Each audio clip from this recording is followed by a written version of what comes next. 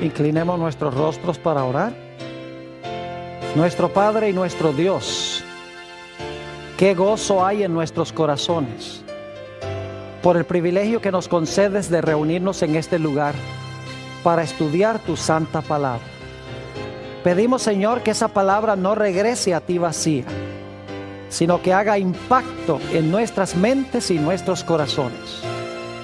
Te ruego, Señor, que a través de tu palabra transformes nuestras vidas. Y te damos gracias por escuchar nuestra oración, pues te lo pedimos en el precioso nombre de tu Hijo, Cristo Jesús. Amén.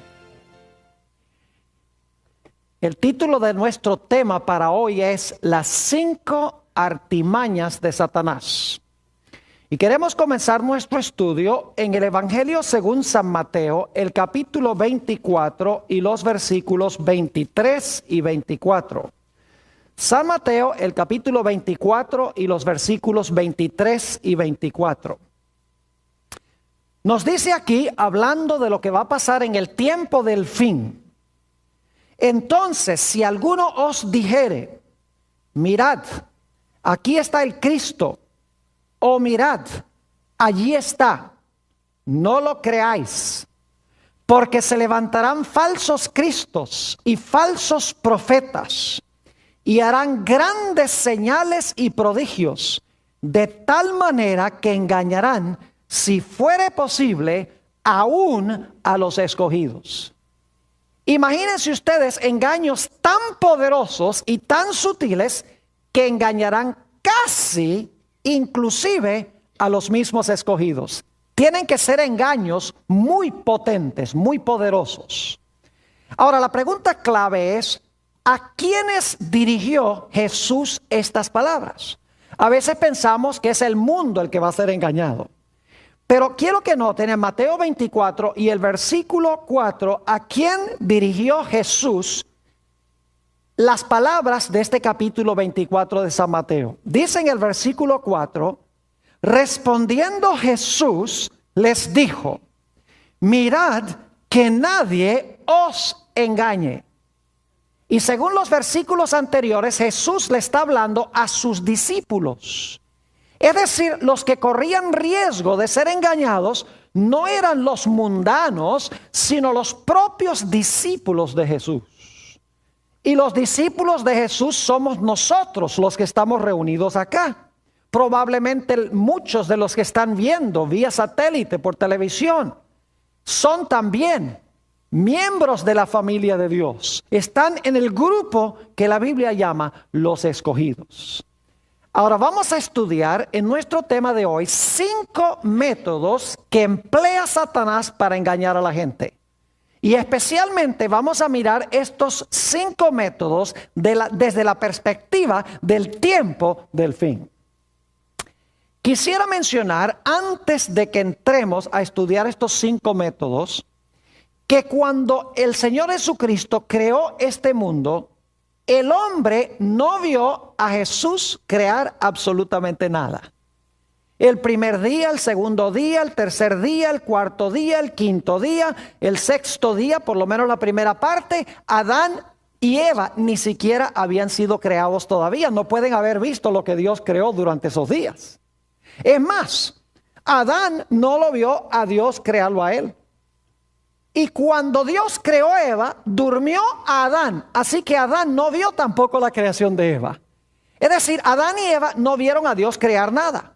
Lo cual significa que la única forma como ellos podían estar seguros de que Dios era su creador, de que Jesús era su creador, es porque Jesús les dijo que Él era el creador. No era porque lo vieron, sino porque Jesús les dijo, yo soy su creador. Ahora, como hemos visto, el Señor Jesucristo colocó en el huerto del Edén un árbol. Y le dijo a Adán y Eva que no comieran de ese árbol. No les explicó por qué. Sí les explicó las consecuencias. Les dijo, si ustedes comen, van a morir. Pero no les explicó por qué no podían comer de ese árbol específico, de en medio de todos los árboles que se encontraban en el huerto. Ellos sencillamente debían creer que Jesús era su creador y debían obedecer la palabra sin explicación alguna. Notemos lo que dice Génesis 2 y el versículo 15 al 17, lo hemos leído antes, pero vamos a leerlo de nuevo, donde habla de la prohibición que Dios le hizo del árbol. Dice en el versículo 15, tomó pues Jehová Dios al hombre y lo puso en el huerto de Edén para que lo labrara y lo guardase. Y mandó Jehová Dios al hombre diciendo, de todo árbol del huerto comerás, mas del árbol de la ciencia del bien y del mal no comerás, porque el día que de él comieres, ciertamente morirás. Ahora quiero hacerles algunas preguntas. Número 1, ¿el mandato estaba claro? ¿Era comprensible? Claro que sí. Y Eva lo entendió. Porque ella repitió las palabras de Dios cuando vino la serpiente. Le dijo, Dios nos ha dicho que no comamos de este árbol, porque si comemos de este árbol, ¿vamos a qué? Vamos a morir. Entendieron claramente el mandato de Dios. Yo pregunto, ¿esta prueba era una prueba grande o pequeña? En realidad era una prueba pequeña. Dios podría haberle dicho a Adán y Eva, mire, para que ustedes puedan seguir viviendo, tienen que saltar de aquí a la luna. Esa hubiera sido una prueba grande. Pero Dios les puso una prueba muy pequeña, insignificante. Ellos tenían todos los árboles del huerto de los cuales podían comer. El punto principal no era el apetito, porque si tenían hambre, podrían haber comido de todos los árboles del huerto. Prohibirles un árbol era una prueba supremamente pequeña. Además de eso, como he mencionado, Dios no les dio a Adán y Eva ninguna explicación por la cual prohibió ese árbol específico. Sí les dijo, iban a morir si comían del árbol, pero no les explicó en qué se distinguía ese árbol de los demás árboles. Sencillamente les dijo, crean mi palabra, yo fui el creador, yo pongo las reglas y ustedes no deben comer de este árbol. Pero nos dice en el libro de Génesis que ellos escogieron desobedecer el mandato de Dios, la palabra de Dios, que comprendían claramente que era una prueba pequeña, sin explicación, escogieron abiertamente contrariar a Dios. Cuando Dios vino a hablar con Eva, quiero que noten lo que dijo Eva. Génesis el capítulo 3 y el versículo 13. Génesis el capítulo 3 y el versículo 13. Noten las palabras que le habló Eva al Señor Jesús. Porque ya hemos visto que el creador aquí fue Cristo. Dice en el versículo 13, entonces Jehová Dios dijo a la mujer, ¿qué es lo que has hecho? Y dijo la mujer, la serpiente me ¿qué? La serpiente me engañó y comí. ¿Qué hizo la serpiente? La serpiente engañó a Eva. Ahora quiero preguntarles, ¿qué necesita hacer usted para engañar a alguien? ¿Alguien sabe aquí qué necesita hacer para engañar a alguien? Oh, siempre es la respuesta que la gente me da. Para engañar a alguien, usted le tiene que mentir. Pero no todas las mentiras engañan. Ahora fíjense, los que están mirando, hagamos un experimento. Yo los voy a engañar ahora a ustedes, ¿ok? Así que miren para acá. Ustedes ven este traje que yo tengo puesto. Este traje es rojo. ¿Cuál rojo ni que nada? Dice la hermana. ¿Les eché una mentira? ¿Les metí una mentira? Sí, claro que sí. ¿La creyeron? Claro que no. Porque las mentiras que engañan no son las mentirotas. Las mentiras abiertas. Las mentiras que engañan son las que más se parecen a la verdad. Y para cada verdad que Dios tiene, Satanás tiene una falsificación o un error. Hace algunos años tuve el privilegio de enseñar en la ciudad de Medellín, Colombia, en una universidad.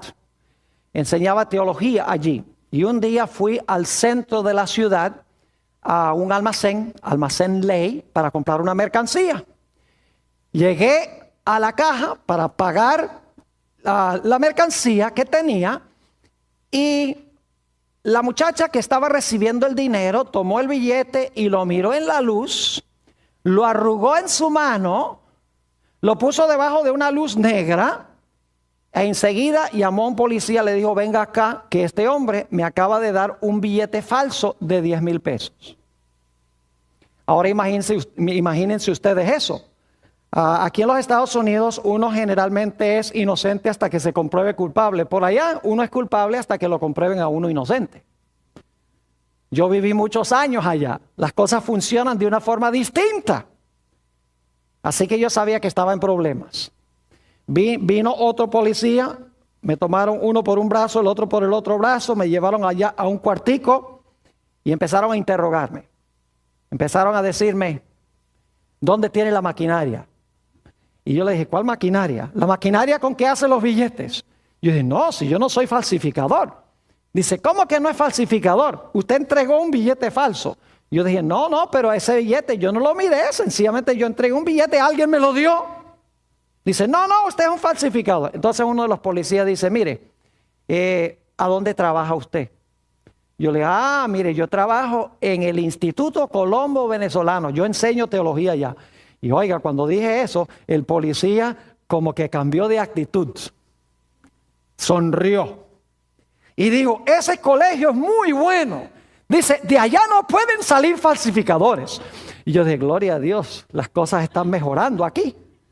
Entonces el policía me dijo, mire, cuando en el futuro alguien le dé a usted un billete, usted tiene que mirarlo con cuidado. No pague con un billete falso porque se puede meter en problemas. Yo le voy a mostrar a usted cómo distinguir un billete falso de uno genuino.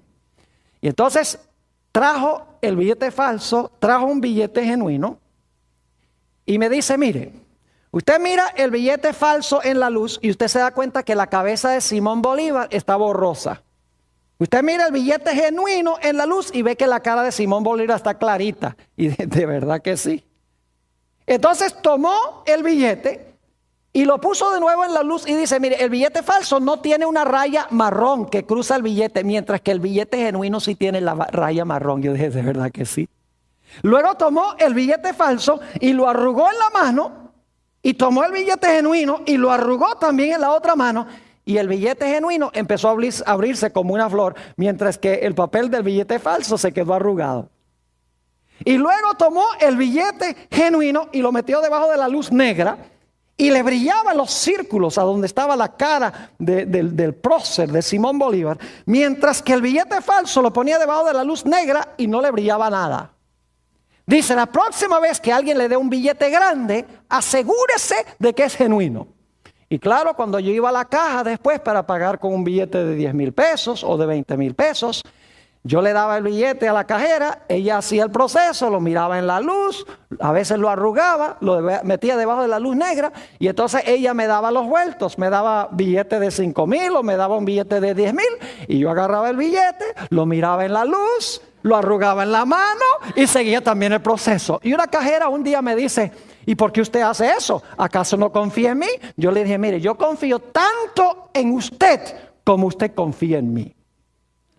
Ahora yo quiero preguntarles, ¿cómo podía yo distinguir un billete falso de uno genuino? Tenía que conocer ¿qué cosa? El genuino para detectar la falsificación. Es decir, si yo no conozco la verdad, yo no voy a poder detectar el error. Porque el error se desenmascara viendo y conociendo ¿qué cosa? Conociendo la verdad de Dios. Y Eva le dijo, Satanás le dijo a Eva, mira, yo te voy a dar la verdad. Pero Satanás le estaba contando una ¿qué? Le estaba contando una mentira. La verdad era, no comas del árbol. La mentira era, no hay ningún problema con que tú comas del árbol. Deberías sencillamente haber obedecido la palabra de Dios. Ahora yo quiero preguntarles, ¿qué viene primero? ¿Lo genuino y luego la falsificación? ¿O la falsificación y luego lo genuino? Ustedes saben bien que primero viene lo genuino y después viene la falsificación. ¿O es que los falsificadores dicen, miren, hagamos un billete falso de $7 y el gobierno dice, qué buena idea, hagamos uno genuino? Pues claro que no, ustedes saben que no. Primero el gobierno hace un billete genuino, ¿verdad? Y entonces los falsificadores hacen una falsificación. Y mientras más se parezca el falso al verdadero, más engaña. Mientras más el error se parece a la verdad, más engaña. Y la verdad siempre viene primero y la falsificación viene después en el tiempo. En 2 Corintios 11 y el versículo 3 nos dice que Satanás engañó a Eva con su astucia. El diablo es mucho más inteligente que nosotros. El diablo ha tenido mucha experiencia en la empresa del engaño. Y la Biblia dice que es un personaje supremamente astuto. En Apocalipsis, el capítulo 12 y el versículo 9, dice que en los últimos días Satanás va a engañar a todo el mundo. Prácticamente todos los seres humanos van a ser engañados por Satanás. Y la razón es muy sencilla. En vez de conocer la verdad y obedecer la verdad, lo que van a hacer es aceptar los errores de Satanás que se parecen mucho a la verdad, pero que son falsificaciones.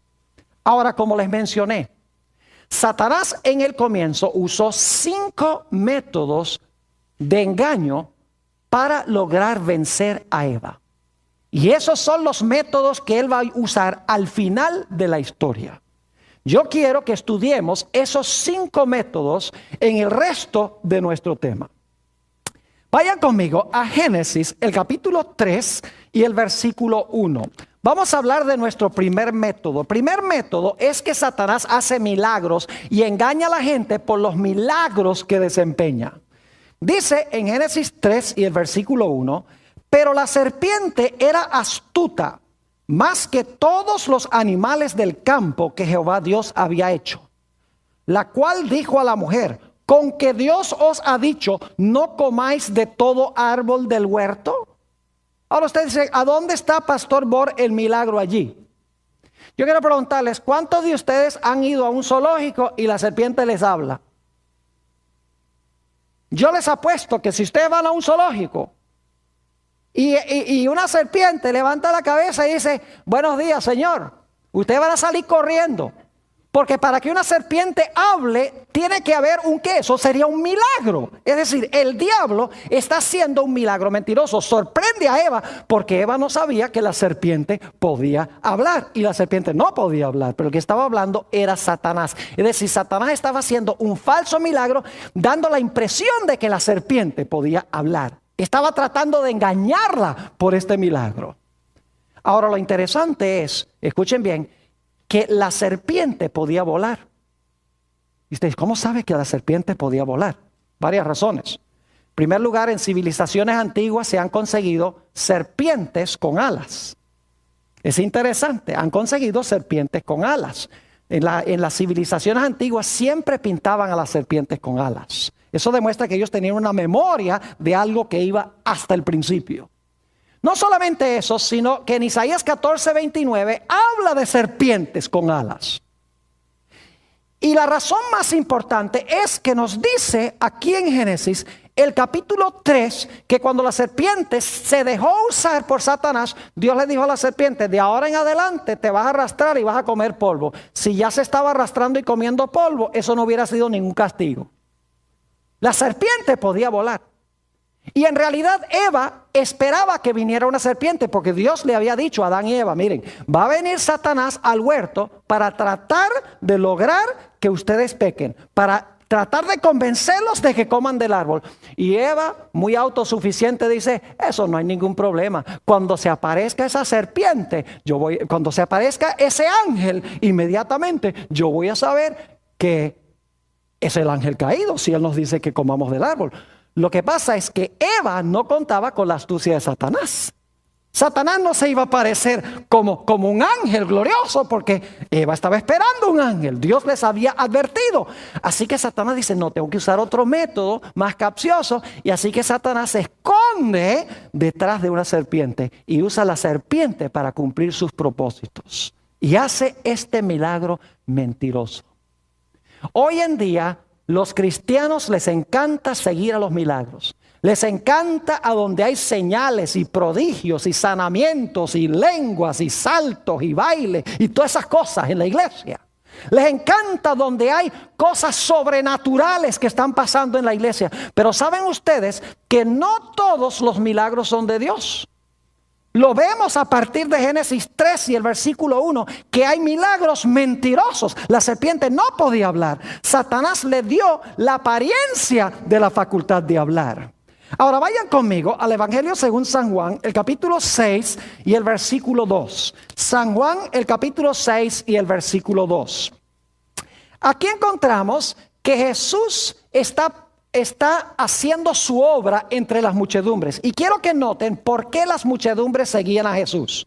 Dice en el versículo 2, y le seguía gran multitud. ¿Por qué le seguían?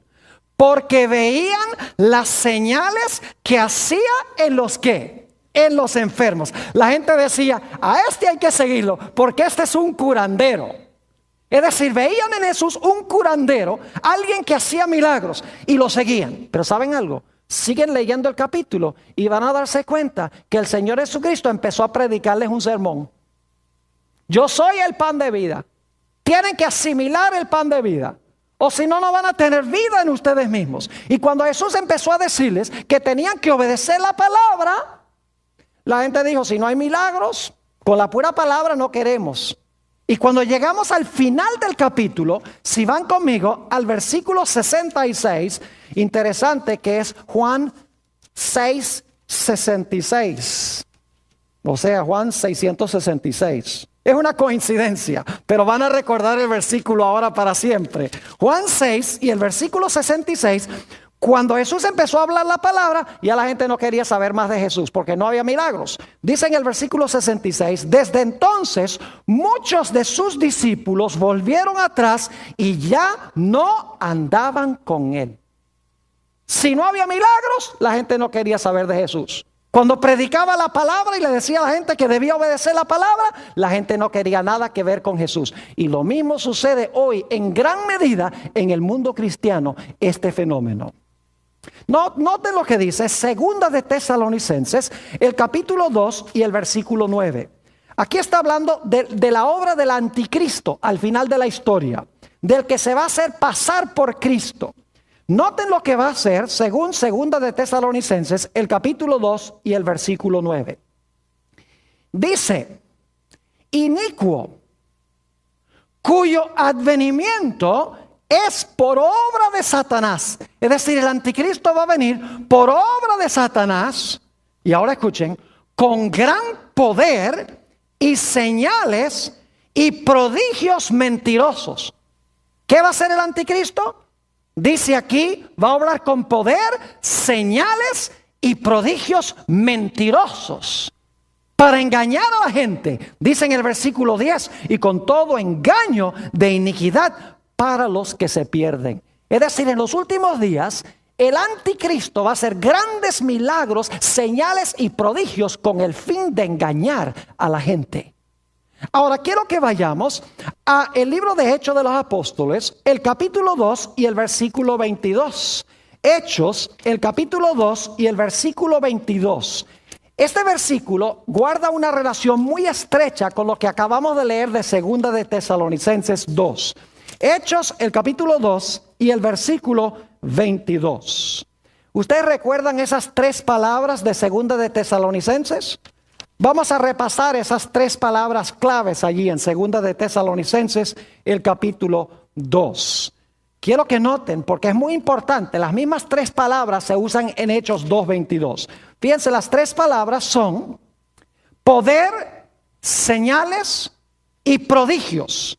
Poder, señales y prodigios, pero mentirosos. Ahora noten lo que dice Hechos 2:22. Dice, varones israelitas, aquí está hablando el apóstol Pedro, oíd estas palabras. Jesús Nazareno, varón aprobado de Dios entre vosotros, con las maravillas, prodigios y señales que Dios hizo entre vosotros por medio de él, como vosotros mismos sabéis. Fíjese que el anticristo va a hacer las obras por obra de ¿quién? De Satanás. Ahora, aunque la traducción no es la misma de estas tres palabras griegas, en el idioma original en que fue escrito el Nuevo Testamento, en Hechos 2:22 y en Segunda de Tesalonicenses 2:9, las palabras son idénticas. Es decir, que las palabras poder, señales y prodigios en 2 Tesalonicenses 2:9 y las palabras maravillas, prodigios y señales en Hechos 2:22 son las mismitas palabras en el idioma en que fue escrito el Nuevo Testamento, el griego. ¿Qué quiere decir esto? Quiere decir que el anticristo va a falsificar las obras que hizo Jesús. Porque si se usan las mismitas palabras para describir lo que va a ser el anticristo, y es lo que hizo Cristo, quiere decir que el anticristo va a sanar enfermos. El anticristo va a hacer maravillas, va a echar demonios, va a hacer todas estas cosas. Y la gente va a creer que es ¿quién? Que es Cristo. Porque eso fue lo que hizo Cristo cuando estuvo en la tierra. Y saben ustedes que este fenómeno va a pasar en el mundo cristiano. Note lo que dice en el Evangelio según San Mateo, el capítulo 7 y el versículo 21 al 23. Fíjense qué tremendo esto. San Mateo, el capítulo 7 y el versículo 21 al 23. Dice Jesús: no todo el que me dice Señor, Señor, entrará en el reino de los cielos, sino el que hace la voluntad de mi Padre que está en los cielos. Yo pregunto, si esta gente dice Señor, Señor, ¿están profesando seguir a Jesús? ¿Si lo llaman Señor, Señor? Claro que sí. Jesús dice, no todo el que me dice Señor, Señor. Si la gente lo está llamando Señor, es porque ellos profesan ser de Jesús. Ahora noten el versículo 22. Muchos me dirán en aquel día, Señor, Señor, ¿no profetizamos en tu nombre? Si están usando el nombre de Jesús, ¿dicen que son cristianos? Claro que sí. ¿Y en tu nombre echamos fuera qué? Demonios. ¿Y en tu nombre hicimos muchos qué? Milagros. Y Jesús va a decir, claro, ustedes son míos porque usan mi nombre y echan demonios y dan profecías y hacen milagros. Ustedes son míos. ¿Es lo que dice Jesús? No, versículo 23. Y entonces les declararé, nunca os conocí, apartaos de mí, hacedores de qué? Hacedores de maldad. Fíjense que son cristianos profesos, porque ellos llaman a Jesús Señor, Señor, y usan el nombre de Jesús. Pero Jesús dice, yo no los conozco a ustedes, apártense de mí, obradores de maldad. ¿Saben que esa palabra maldad se podría traducir mejor? Es la misma palabra que se traduce en 1 de Juan 3:4, infracción de la ley. Esas tres palabras, infracción, cuatro palabras, infracción de la ley, es la misma palabra maldad, aquí en Mateo el capítulo 7. Es decir, se puede traducir esto, apartaos de mí, infractores de la ley. Apartaos de mí los que desobedecéis mi ley. Apartaos de mí los transgresores de mi ley. Es decir, son cristianos que hacen milagros, profetizan, echan demonios, pero el problema es que no quieren guardar ¿qué cosa? No quieren guardar la santa ley de Dios. No quieren obedecer la palabra de Dios. Como Eva siguió el milagro, ellos van a seguir milagros en vez de obedecer lo que Dios dice en su santa palabra. Ese es el primer método, milagros mentirosos. Segundo método que usa Satanás. Note lo que dice otra vez Génesis, el capítulo 3 y el versículo 1. Pero la serpiente era astuta más que todos los animales del campo que Jehová Dios había hecho, la cual dijo a la mujer, con que Dios os ha dicho, no comáis de todo árbol del huerto. Yo pregunto, ¿el diablo aquí está profesando citar a Dios? ¿Está diciéndole a Eva algo que Dios supuestamente dijo? Claro que sí. ¿Pero lo está diciendo como Dios lo dijo? No, lo está cambiando lo que Dios dijo. Porque Dios dijo que no podían comer de uno. La serpiente dice, con que Dios os ha dicho que no pueden comer de ninguno. Fíjese que el diablo, el segundo método que usa, es citar la palabra de Dios mal. El diablo es capaz de citar la palabra de Dios, pero no la cita como Dios dice. El segundo método que usa Satanás es el de añadirle a la palabra de Dios, quitarle a la palabra de Dios, cambiar la palabra de Dios, torcer la palabra de Dios y sacar la palabra de Dios de su contexto. Es decir, el diablo adultera la palabra de Dios, la usa para enseñar el error. Ustedes conocen las tentaciones de Jesús Vamos al Evangelio según San Mateo, el capítulo 4. San Mateo, el capítulo 4. Y vamos a leer los versículos 3 y 4. San Mateo 4 y el versículo 3 y 4. Y vino a él el tentador y le dijo: si eres hijo de Dios, di que estas piedras se conviertan en pan. Jesús detectó a Satanás inmediatamente, porque el diablo le dijo: si eres el hijo de Dios. Y Jesús en su bautismo acababa de escuchar la voz de su padre que dijo: este es mi hijo amado. Así que si el padre dice: este es mi hijo amado, porque el diablo viene y le dice: si eres el hijo de Dios. Jesús dice: ¿cómo que si soy? Mi padre dijo que soy. Lo detectó enseguida porque trató de sembrar duda. Y note lo que dice Jesús. En vez de hacer el milagro de transformar las piedras en pan, dice: escrito está. No solo de pan vivirá el hombre, sino de toda palabra que sale de la boca de Dios. Es decir, yo no hago lo que nadie me dice que sea contrario a la palabra de Dios. Yo obedezco lo que Dios dice en su santa palabra. ¿Y saben que el diablo aprende? Después que Jesús le contestó al diablo: escrito está, el diablo dice: ve, ese método está bueno, me sirve. Así que lleva a Jesús allá a las almenas del templo, a la torre del templo, dice en el versículo 5. Entonces el diablo le llevó a la santa ciudad y le puso sobre el pináculo del templo y le dice: si eres hijo de Dios, échate abajo, porque escrito está. Dice: ¿te gusta vivir por escrito está? Pues aquí tienes, escrito está. Y luego el diablo, escuchen bien, el diablo cita el Salmo 91 y los versículos 11 y 12. Vamos un momento allí al Salmo 91 y los versículos 11 y 12. Y quiero que vean cómo el diablo deja una partecita por fuera. Salmo 91 y vamos a leer los versículos 11 y 12. Dice: pues a sus ángeles mandará acerca de ti, que te guarden en todos tus caminos. En las manos te llevarán para que tu pie no tropiece en piedra. ¿Saben que hay una parte del versículo 11 que el diablo no incluyó?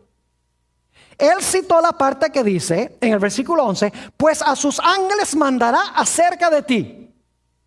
Pero la parte que no incluyó es que te guarden en todos tus caminos. Es decir, para que ellos te mantengan obediente a Dios en los caminos de Dios. Esa parte no la incluyó. Y luego entonces pronunció la bendición. Dice: Él va a mandar a sus ángeles y ellos te van a tomar en sus manos para que tu pie no tropiece en piedra. Pero estaba pasando por alto la condición, y es que los ángeles debían guardarlo en sus caminos. Es decir, en los caminos de Dios. Así que el Señor Jesucristo detectó a Satanás inmediatamente. Lo que Satanás estaba tratando de hacer, dejando una parte del versículo por fuera, escuchen bien, era engañar a Jesús para que cometiera el pecado de la presunción. ¿Saben lo que es la presunción? La presunción es reclamar las promesas de Dios en desobediencia. Es decir, pedir que Dios nos bendiga mientras lo estamos desobedeciendo. Les doy un ejemplo.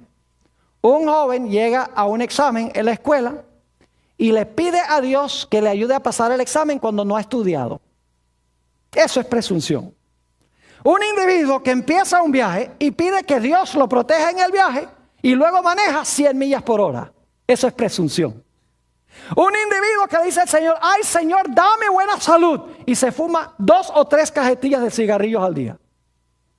Es reclamar las promesas de Dios en desobediencia. Si Jesús hubiera saltado, el diablo dice: salta, desobedece a Dios y entonces reclámale a Dios para que te cuide. Y muchas veces nosotros hacemos ese tipo de cosas. Reclamamos las promesas de Dios mientras estamos desobedeciendo la palabra de Dios. Es decir, el segundo método de Satanás es el método de dejar partes de la Biblia por fuera, citar mal la palabra de Dios, como hizo en el huerto del Edén, añadirle y quitarle. Por eso en Apocalipsis 22 dice: ay del que le agregue a la Biblia, porque Dios le va a agregar las plagas. Y hay del que le quite a la Biblia, porque Dios va a quitar su nombre del libro de la vida. Es decir, el diablo juega jueguitos con la palabra de Dios. Cita partes, tuerce, cambia, añade, quita, saca de contexto para que la gente crea que Dios está diciendo una cosa cuando en realidad está diciendo otra. Noten 2 de Timoteo, el capítulo 4 y el versículo 2 al 4. 2 de Timoteo, el capítulo 4 y los versículos 2 al 4. Fíjense lo que va a hacer Satanás en los últimos días, incluyendo a los que profesan ser ministros de Dios. Dice allí en 2 de Timoteo, el capítulo 4 y empezando en el versículo 2, el apóstol Pablo le está hablando a Timoteo, que prediques la palabra. ¿Que prediques qué cosa? Que prediques la palabra, que instes a tiempo y fuera de tiempo. ¿Por qué es que Timoteo debía predicar la palabra? Escuchen bien. Redarguye, reprende, exhorta con toda paciencia y doctrina. Ahora va a dar la razón. Porque vendrá tiempo cuando no sufrirán la sana doctrina, sino que teniendo comezón de oír, se amontonarán maestros conforme a sus propias concupiscencias y apartarán de la verdad el oído y se volverán a las fábulas. Dice que en los últimos días va a haber gente que tiene comezón de oír y se van a amontonar maestros que les enseñen lo que quieren oír. Es decir, tienen piquiña en los oídos. Y entonces le dicen al maestro, mira, tú estás dispuesto de rascarme la oreja. Es decir, enséñame lo que yo quiero oír. Y si el maestro dice, sí, yo te enseño lo que tú quieres oír, entonces dice, entonces enséñame. Es decir, en los últimos días Dios insta a sus ministros que prediquen la palabra, porque va a venir el tiempo en que la gente no va a tolerar sufrir, como dice aquí, la sana doctrina. Van a querer apartar de la verdad del oído y seguir las fábulas, porque quieren vivir de acuerdo a sus propias concupiscencias o de acuerdo a sus propias pasiones. Un ejemplo de esto es que en el mundo cristiano muchos ministros hoy en día enseñan que el cristiano no tiene que guardar la ley de Dios, porque estamos bajo la gracia. Dicen, no, el cristiano está bajo la gracia, no tiene que guardar la ley. Nosotros no estamos bajo la ley, seguimos lo que dice el Espíritu Santo. Ustedes lo han oído. Y suena muy bonito. Y usan mayormente los escritos del apóstol San Pablo. Ahora, ¿saben ustedes que el apóstol Pablo escribió algunas cosas bien difíciles de entender? Vamos a notar en 2 de Pedro, vamos a 2 de Pedro, el capítulo 3 y el versículo 15 al 17. 2 de Pedro 3, 15 al 17. El apóstol Pablo no siempre escribe cosas fáciles de comprender. Tenemos que admitir eso. Dice allí en 2 de Pedro, el capítulo 15 y capítulo 3, y el versículo 15. Y tened entendido que la paciencia de nuestro Señor es para salvación. Como también nuestro amado hermano Pablo, según la sabiduría que le ha sido dada, os ha escrito. Casi en todas sus epístolas, hablando en ellas de estas cosas, es decir, de la salvación. Ahora escuchen bien, entre las cuales hay algunas difíciles de entender. ¿El apóstol Pablo escribió cosas difíciles de entender? ¿Cómo no? Pero ¿le va a echar Pedro la culpa a Pablo? No, sigue diciendo. Las cuales los indoctos e inconstantes que tuercen, como también las otras escrituras, para su propia perdición. Es decir, porque el apóstol Pablo escribió cosas complicadas, Pedro no le echa la culpa a Pablo, sino que dice, la culpa la tienen los que no estudian con cuidado. Los indoctos tuercen lo que escribió Pablo y tuercen también las demás escrituras. Permítame mencionarles 3 escrituras aquí rápidamente sin buscarlas, porque el tiempo apremia. Romanos 3:28, el apóstol Pablo dice, concluimos pues que el hombre es justificado por la fe sin las obras de la ley. Entonces algunos dicen, ve, es pura fe y nada de obras. Pero si tan solo leyeran el versículo 31 del mismo capítulo, el apóstol Pablo dice, entonces ¿qué? ¿Invalidamos la ley por la fe? Dice, en ninguna manera, antes establecemos la ley. Así que el apóstol Pablo dice que no somos justificados por guardar la ley, pero dice que cuando recibimos a Jesús vamos a guardar la ley, se establece la ley. En otras palabras, si la gente tan solo leyera el contexto, entenderían lo que Pablo está diciendo. Otro texto que usan mucho para decir que no necesitamos guardar la ley porque estamos bajo la gracia es Romanos 5:20, donde el apóstol Pablo dice que donde abundó el pecado, sobreabundó la gracia. Y la gente dice, ve, donde abunda el pecado, sobreabunda la gracia. Y algunos inclusive me han dicho, peca mucho para que sobreabunde la gracia. Y yo digo, qué cosa tan ridícula. Pero lo único que yo les digo a estas personas es, mira, está bien, tú estás leyendo Romanos 5:20. Quiero pedirte por favor que me leas Romanos 6:1. Y quiero leer Romanos 6 y el versículo 1 para que vean que el contexto es clave. Dice en Romanos 6:1, ¿qué pues diremos? ¿Perseveraremos en pecado para que la gracia abunde? En ninguna manera, porque los que hemos muerto al pecado, ¿cómo viviremos aún en él? Así que el apóstol Pablo no está diciendo que porque hay mucha gracia debemos pecar mucho. Dice, no debemos perseverar en el pecado. Otro texto favorito es Romanos 6:14, donde el apóstol Pablo dice, porque el pecado no se enseñoreará de vosotros, pues no estáis bajo la ley, sino bajo la gracia. Y los cristianos dicen, yo no estoy bajo la ley, estoy bajo la gracia. Como si uno pudiera ahora desobedecer la ley porque uno está bajo la gracia. Lo único que yo le digo a esta gente es, por favor, lee el siguiente versículo. Nota lo que dice el versículo 15. ¿Qué pues? ¿Pecaremos porque no estamos bajo la ley sino bajo la gracia? ¿Qué dice el apóstol San Pablo? En ninguna manera. Ahora debemos avanzar rápidamente al tercer método que usó Satanás. Primer método, milagros. Segundo, milagros mentirosos. Segundo método, un uso indebido de la palabra de Dios. Método número 3. Este es peligrosísimo. Es seguir nuestra razón, nuestra lógica, nuestra mente y nuestras emociones en vez de obedecer la palabra de Dios. Por ejemplo, en Romanos el capítulo 12 y el versículo 9, hoy en día a los cristianos les gusta hablar mucho del amor, ¿no es así? Dice, lo importante es el amor, no la ley. Desde que tengamos amor, en realidad eso es lo único que importa en la iglesia. Y yo digo amén, siempre y cuando se entienda lo que es amor. Yo pregunto, ¿el amor se puede fingir? ¿No se puede fingir el amor? ¿Nunca han visto ustedes a un joven, un galán de esos que conquista a esta mujer? Se viste bien y la trata como una reina. Y luego cuando se casan, no hace sino maltratarla. ¿Eso es amor qué? Fingido. ¿El amor se puede falsificar? Claro que se puede falsificar. Y en la iglesia hay mucho amor falso, nada más porque la gente se siente bien y porque se abraza y todo. Dicen, eso es amor. La Biblia tiene la definición clara en cuanto es el amor. El apóstol San Pablo dice en Romanos 12 y el versículo 9, que vuestro amor sea sin ¿qué? Sin fingimiento. Es decir, el amor se puede ¿qué? Fingir. Ahora, ¿qué es el amor?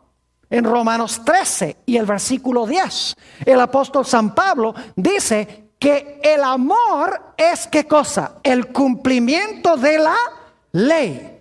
Es decir, la ley define lo que es el amor. Y una persona que dice lo importante es el amor y no la ley, no sabe lo que está diciendo. Porque el amor verdadero es cumplir la ley de Dios. Si usted ama a su prójimo, no le va a robar la esposa. Si usted ama a su prójimo, no le va a robar sus posesiones. Si usted ama a su prójimo, no le va a dañar la reputación. Si usted ama a sus padres, los va a tratar bien. Si usted ama a Dios, usted no va a tener otros dioses. Es decir, la ley define lo que es amor verdadero. ¿Me están entendiendo lo que estoy diciendo? Ahora vamos a Génesis 3 y el versículo 5 para que ustedes vean cómo Satanás usó este método de que la gente siga sus emociones y su lógica en vez de seguir la palabra de Dios. Génesis 3 y el versículo 4. Vamos a empezar con el 4 y el 5. Entonces la serpiente dijo a la mujer, no moriréis. Dios dice, si comen del árbol, ¿van a qué? Van a morir. Ahora el diablo viene y dice, no van a morir. Está diciendo que Dios es ¿qué cosa? Mentiroso. Dios te dijo que ibas a morir, pero tú no vas a morir. Ahora yo pregunto, ¿qué pensamiento creen a ustedes que les surgió en la mente de Eva cuando el diablo le dijo, Dios les dijo a ustedes que si comen del árbol van a morir, pero yo les digo que Dios es mentiroso, no van a morir? ¿Qué pensamiento creen que le surgió en la mente a Eva? Yo sé cuál le surgió. Eva ahora piensa y dice, bueno, si no vamos a morir, ¿por qué nos dijo Dios que sí nos íbamos a morir? ¿Por qué nos mintió Dios? Y el diablo tenía preparada la respuesta, porque él sabía que cuando él dice, Dios les mintió de que van a morir cuando coman del árbol, Eva entonces dice, entonces si no vamos a morir, ¿por qué Dios nos dijo que sí nos íbamos a morir? El diablo dice, ahora te voy a explicar. Versículo 5, perdón. Sino que Dios sabe que el día que comáis de él, serán abiertos vuestros ojos y seréis como ¿qué? Como Dios, sabiendo el bien y el mal. ¿Sabe lo que Satanás le está diciendo a Eva? Le está diciendo, mira, piensa. No escuches nada más lo que te dice Dios. Dios dice que vas a morir. ¿Y tú te vas a comer ese cuento? No. Dice, piensa. Piensa por qué Dios te dijo que no comieras del árbol. No es porque vas a morir. Yo te voy a explicar por qué. Es porque Dios en cierta ocasión comió de este árbol y cuando comió de este árbol se hizo Dios. Y entonces cuando él descubrió los poderes que da comer de este árbol, él dice, yo no puedo permitir que más nadie coma del árbol porque ellos van a ser dioses también y yo solo quiero ser Dios. Así que desde ese momento en adelante, cualquier ser que se aparecía por ahí, Dios le decía, mira, no comes de ese árbol porque te vas a morir. Pero en realidad, Dios estaba diciendo, no comas del árbol porque yo no quiero que tú seas como yo. ¿Están entendiendo lo que está haciendo Satanás? Está llevando a Eva a buscar otra explicación para la prohibición de Dios. Y Eva se comió el cuento, dice, ve, suena lógico. Ahora sé por qué. Dios no nos dijo por qué no podíamos comer de este árbol. Ahora tengo la explicación. No es porque Dios cree que vamos a morir, no es por amor a nosotros, sino porque Dios no quiere rivales. Dios no quiere otro Dios que ande por ahí. Dios es egoísta. Es decir, el diablo empezó a jugar juegos con la mente de Eva. Y ella siguió su razonamiento, su lógica, sus emociones, en vez de seguir lo que Dios dijo en su palabra. Saben que la Biblia dice que el amor de Dios es que guardemos sus mandamientos. Primera de San Juan, el capítulo 5 y el versículo 3. También nos dice en Hechos 5:32 que Dios le da su espíritu a todos los que le obedecen. Porque hoy los cristianos dicen, lo importante es que tengas el espíritu. Que tengas el Espíritu Santo y que hables en lenguas. La Biblia dice aquí que Dios da su Espíritu Santo a todos los que le obedecen. Y si ustedes leen Juan 14 y el versículo 15 y 16, Jesús dice, si me amáis, guardad mis mandamientos y yo rogaré al Padre y os dará otro consolador. Fíjese, Jesús dice, si me aman, guarda mis mandamientos y entonces yo voy a rogar a mi Padre que les dé ¿qué cosa? Que les dé el Espíritu Santo. Hay una condición para recibir el Espíritu Santo y es guardar la ley de amor de Dios. El tercer método de Satanás es llevar a la gente a seguir lo que dice su corazón, el amor, la lógica, la razón, el corazón, la mente, contrario a lo que Dios dice claramente en su santa palabra. Cuarto método de Satanás es seguir lo que dicen nuestros sentidos. Seguir lo que dicen nuestros ojos, nuestros oídos, nuestro tacto, nuestro gusto, contrario a lo que Dios dice en su palabra. Noten Génesis, el capítulo 3 nuevamente y el versículo 6. Génesis, el capítulo 3 y el versículo 6. Ahora fíjense cómo están involucrados los sentidos de Eva. Y vio la mujer que el árbol era ¿qué? ¿Qué está usando? ¿Sus qué? Sus ojos, ¿verdad que sí?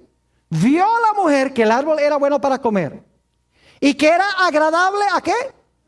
A los ojos. Y árbol codiciable para alcanzar la sabiduría. Y tomó. ¿Qué sentido está usando allí? Tomó. El tacto. Y no se murió cuando lo tomó inmediatamente. Tomó de su fruto y ¿qué? Y comió. ¿Qué sentido está involucrado ahí? Comió. El gusto. El oído está involucrado. Satanás le está hablando. Los ojos, ve que es bueno. ¿Verdad? El tacto, lo toca y no se muere. El gusto, ¿sabe qué? Sabroso. Lo único es que Dios había dicho, no comas. No debería haber seguido lo que dijeron sus sentidos, sino lo que decía, ¿quién? Dios. Y saben que a través de la Biblia, aquellos que seguían lo que dicen sus sentidos, terminaban con un desastre. Ustedes conocen, por ejemplo, la historia de Sansón.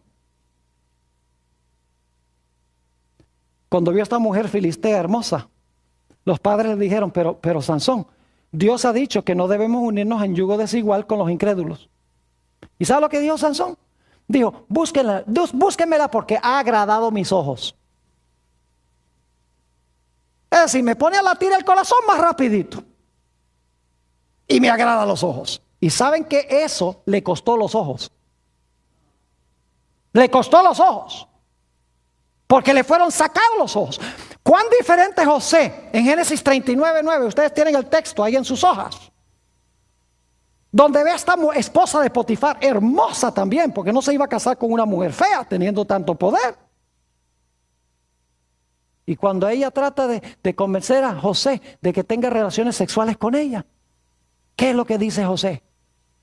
José dice, ¿cómo puedo yo cometer este grave pecado contra mi Dios?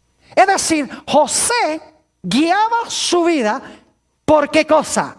Por la ley de Dios. El mandamiento que dice, no cometerás adulterio. Él dice, yo te veo, eres muy bonita. Me pones a latir más rápido el corazón. Pero el problema es que Dios ha dicho, no cometerás adulterio. Tú eres esposa de otro. Vivía por la ley de Dios, porque amaba a Dios. Cuán diferente David cuando salió al balcón del palacio, y está en la lista de textos, 2 Samuel 11:2, donde sale al balcón y ve a esta mujer Betsabé allá bañándose desnuda. Y el pecado de él tuvo 4 pasos. Dice que la vio, la siguió viendo y la codició. Y luego después que la codició, la tomó. Y luego que la tomó, trató de esconder lo que había hecho. El pecado siempre sigue este proceso. Aún en Génesis. Eva vio, codició el fruto, lo tomó y luego se escondió. Esa es la forma como el pecado funciona. Los grandes héroes de la Biblia no se regían por lo que decía sus sentidos, sino por lo que dice la santa palabra de Dios. Ahora necesitamos ir al quinto método que usó Satanás. Se encuentra nuevamente en Génesis, el capítulo 3. Génesis, el capítulo 3. Y vamos a leer el versículo 6. Nuevamente, la última parte especialmente dice, y vio la mujer que el árbol era bueno para comer, y que era agradable a los ojos, y árbol codiciable para alcanzar la sabiduría, y tomó de su fruto, y ahora escuchen, y comió, y dio también a su marido, el cual comió así como ella. ¿Por qué pecó Adán? Porque fue tentado ¿por quién? Por Eva. El quinto método de Satanás es llevar a gente a tentar a otra gente. No siempre tiene que ser el diablo que tienta directamente, sino que usa gente para tentar a otra gente. Y saben que nos dice en 1 Timoteo 2:14 que Adán no fue engañado. Adán no fue engañado. Eva fue engañada. Adán sabía muy bien lo que estaba haciendo, pero Adán amó más a Eva que a Dios. Adán dijo, mira, tú comiste, te vas a morir. Yo te amo tanto a ti que yo no puedo vivir sin ti. Yo voy a comer también y estoy dispuesto a morir contigo. Es decir, Adán amó más a Eva que lo que amó ¿a quién? A Dios. Y por lo tanto se dejó influenciar por ella. ¿Saben ustedes que la Biblia nos dice en Mateo el capítulo 10 y el versículo 34 al 37 que va a venir el día también en que nosotros tenemos que tomar la elección de seguir lo que dicen inclusive nuestros familiares o de obedecer lo que dice Dios? Note lo que dice San Mateo rápidamente, el capítulo 10 y el versículo 34 al 37. San Mateo 10 y el versículo 34 al 37. No penséis que he venido para traer paz a la tierra. No he venido para traer paz, sino espada. La espada representa ¿qué cosa? La palabra de Dios. Porque he venido para poner en disensión al hombre contra su padre, y a la hija contra su madre, y a la nuera contra su suegra, y los enemigos del hombre serán los de su propia casa. Es decir, por escoger la verdad, en vez de escoger lo que dicen los demás, nos haremos ¿qué cosa? Nos haremos de enemigos. Así que el diablo usa 5 métodos. 1, milagros mentirosos. 2, mal uso de la santa palabra de Dios. Número 3, llevarnos a seguir lo que dice el corazón y la lógica, el razonamiento. 4, obedecer lo que dicen nuestros sentidos. Y 5, escuchar lo que dicen los demás. Dios lo que quiere que nosotros hagamos es sencillamente conocer la palabra y obedecer la palabra. El apóstol San Pablo nos dice que en los últimos días, escuchen bien, se van a perder muchos porque no tuvieron el amor de la verdad para que pudieran ser salvos. Y en San Juan 17:17 dice que es la verdad. Dice, santifícalos en tu verdad. Tu palabra es que tu palabra es verdad. Aunque vea algo, aunque vea un milagro, aunque mis sentidos me digan algo, aunque otros me cuenten algo, aunque mi lógica me diga algo, aunque mis sentimientos me digan algo, todo lo debo comparar con un así dice Jehová. Y así estaré seguro de no ser engañado. Que esa sea nuestra experiencia.